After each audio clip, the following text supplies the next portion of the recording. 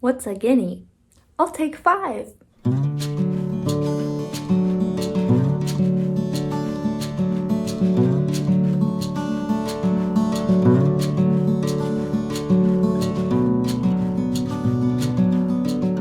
Hey there, my name is Emily Mark from the blog marriedmark.com, and every Wednesday I upload a new video on attainable homemaking for busy working women. So if you're new around here, be sure to hit that subscribe button so you never miss any videos on Wednesdays or bonus videos like today. Okay guys, I want to break the news to you.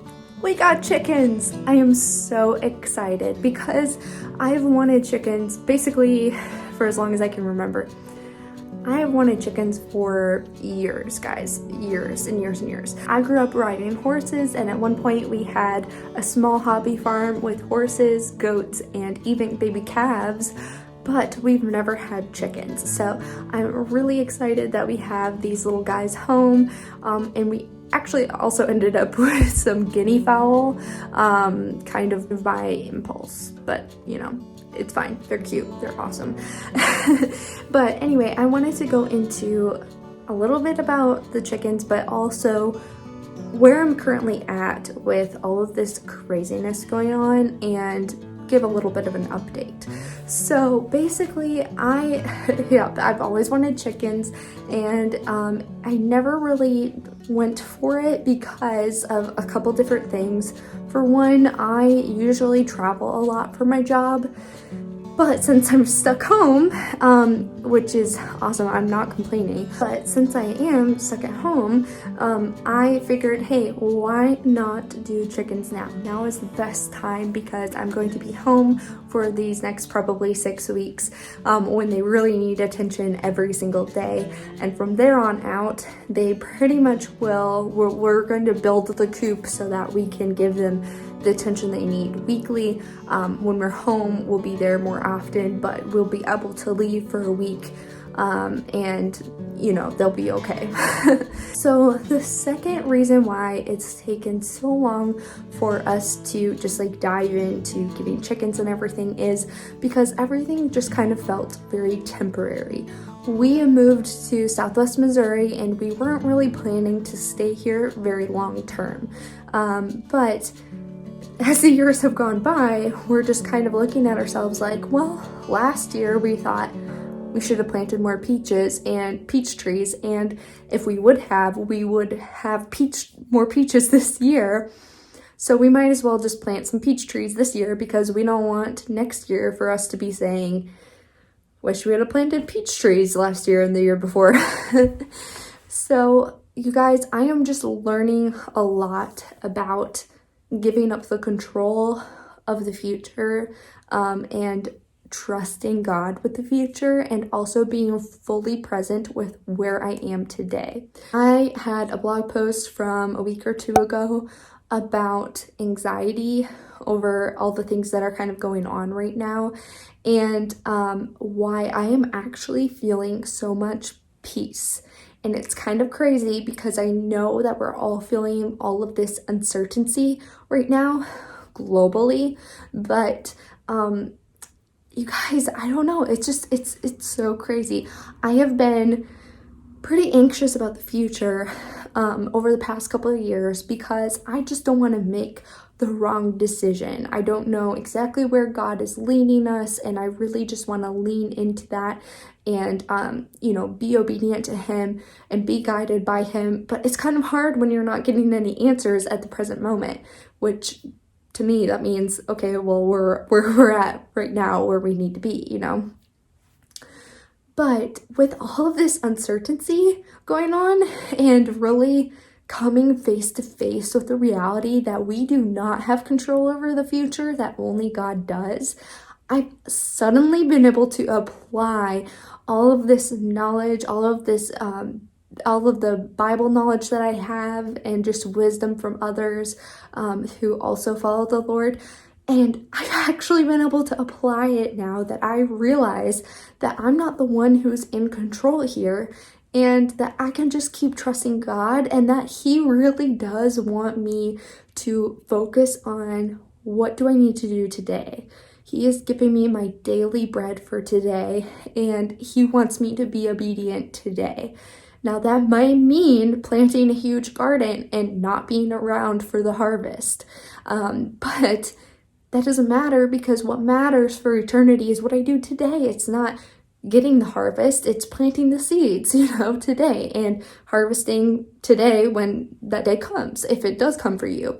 And if you are planting seeds for somebody else to harvest and God wants to bless them with that, then that's his plan, and he is good, and he is taking care of us. And really, you're going to be rewarded for that obedience that you did today, because faith without works is dead, and we want to be doing what God is calling us to do today, and not be worried about 10 steps from now as much as what we're concerned about today. Okay, so I also want to read this passage from Matthew chapter 25. I've got my Bible here, and this is the parable of the talents. This is Jesus talking to the disciples. Now, this is part of a really long conversation that Jesus is having, but chapter 25, verse 14 goes, "For it is like a man about to go on a journey. He called his servants and entrusted his possessions to them.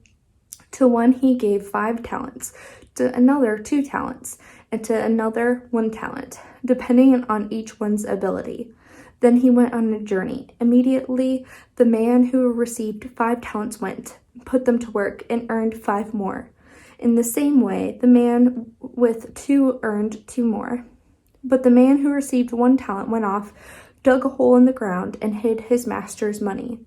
After a long time, the master of those servants came and settled accounts with them. The man who received 5 talents approached, presented 5 more talents, and said, 'Master, you have given me 5 talents. See, I've earned 5 more talents.' His master said to him, 'Well done, good and faithful servant. You were faithful over a few things. I will put you in charge of many things. Share your master's joy.' The man with the 2 talents also approached. He said, 'Master, you gave me 2 talents. See, I've earned 2 more talents.' His master said to him, 'Well done, good and faithful servant. You are faithful over a few things. I will put you in charge of many things. Share your master's joy.'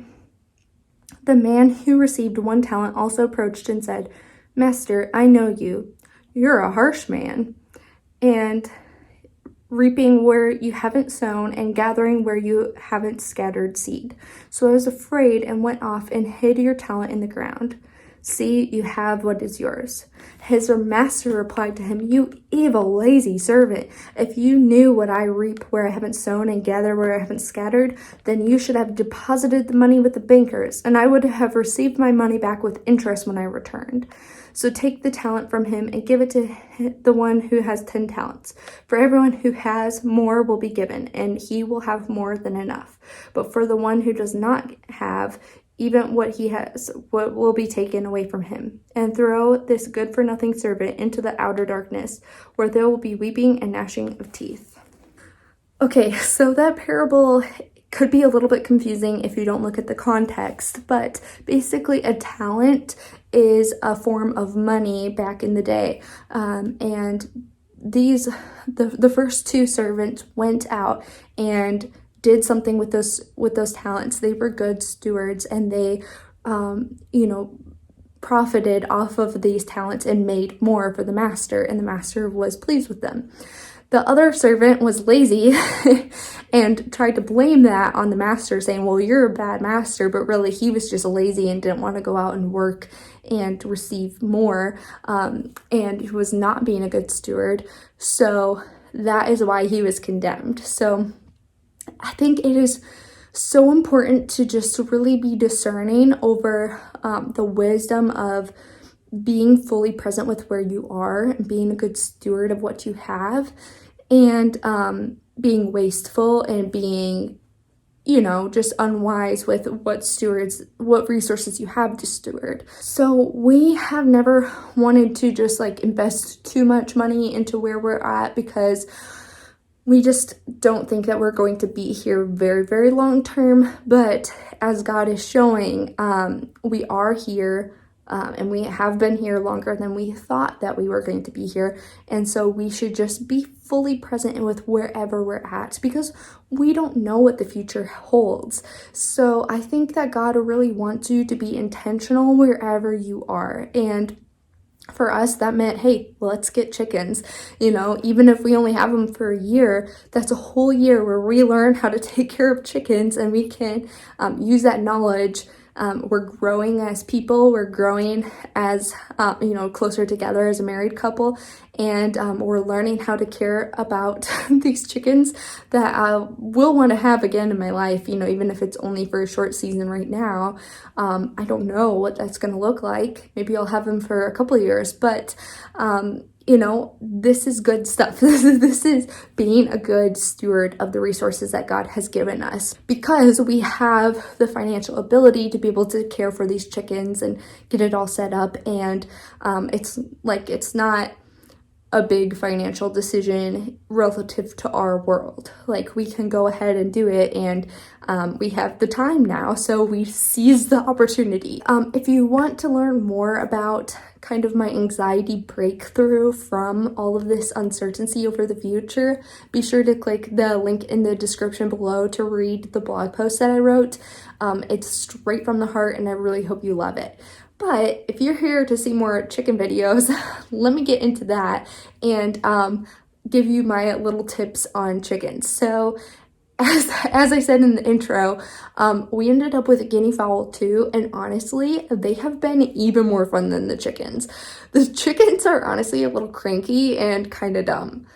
I don't know what's wrong with them. They were the last 3 ones at Tractor Supply, so I kind of wonder if they were left behind for a reason. My guineas, on the other hand, are so funny. They are awesome. They are really friendly and personable. The first day we had them, they were scared, but even the chickens are still like, I don't like you. And the guineas will say like, hey guineas, and they like come over and they're like, oh, hi. And they'll like look at us, and when we feed them, they come over to us. And they don't just like run away like the chickens. The chickens, I'll give them water and they just like freak out, and then they just like poop in their water, and it's like, why? So then I got this little bunny rabbit feeder or water specifically for bunnies, but also can be used for birds. The chickens, they're clueless. They're frustrating. The guineas figured it out over the first 24 hours, like over the first 12 hours. They love it. They're going crazy over it. But anyway, all you really need to get started with chicks is, of course, some kind of a container for them. We went with these metal tubs, water tubs, because we just figured that they'd be easier to clean out of and keep them contained well. And then we put mesh on top. We didn't use chicken wire because this other mesh that we found was actually a little bit cheaper, so we just did that and attached it to the metal bucket. And then you need clean shavings in there for them. Tractor Supply told us that the bigger shavings are better for chickens and guineas, because then the little dust particles won't get in their eyes. And then you want to be able to clean that out. I'm not really sure exactly how frequently. I also got this chicken coop deodorizer that I'm going to be using, but I'm probably going to be cleaning it out maybe every other day or so when they're little, and then when they're able to be outside in a coop, then we can clean out their coop a little bit less frequently, just depending on how things go. But anyway, you need the shavings, you need to make sure that you keep it clean, and then you need chicken food for them as well. Now, the guineas got a little tray thing. The guineas got a little actual chicken feeder, but they're getting so much shavings in it, it's not even funny. So I think they kind of like spread it out and then peck at it throughout the rest of the coop. So that's also another reason why I want to clean it more frequently. And then the chickens, I put it in just like a little dish. I don't know. I don't know what's up with them. They will like climb in it and they will like scratch it out of the dish. And I'm like, why? Why are you doing this? Why do you jump into your water dish and then jump into your food dish and then try to peck the food from your feet and then realize, ow, that kind of hurt? I don't get it. But chickens, that's chickens, guys. So anyway, I did also get a little electrolyte for the chickens and guineas because I was a little bit worried about them not getting enough water, especially with me trying to transition them to this little bunny waterer and also just knocking over their water dish all the time. And the last thing that you need is just a little heat lamp. You want it to be, I think, somewhere around like 90 degrees, but basically we've just kind of played around with the height ratio to where they are in their tub, so that if they are like really huddled right underneath the light, then you know that they're cold, and so it maybe needs to be a little bit lower. But if they are huddled on the exact opposite end of their container, trying to get as far away from the light as possible, it's too hot, so you need to raise it up a little bit. Now, with the spring temperatures really fluctuating a lot, we're just gonna keep our eye on it, and honestly, they're really fun to watch. So like this video if you really like this message of being present with where you are and being a good steward of what you have, and leave a comment below if you want to see more chicken videos and tips on taking care of chicks and chickens as they grow and hopefully thrive. All right, guys, I'll see you in the next one. Bye.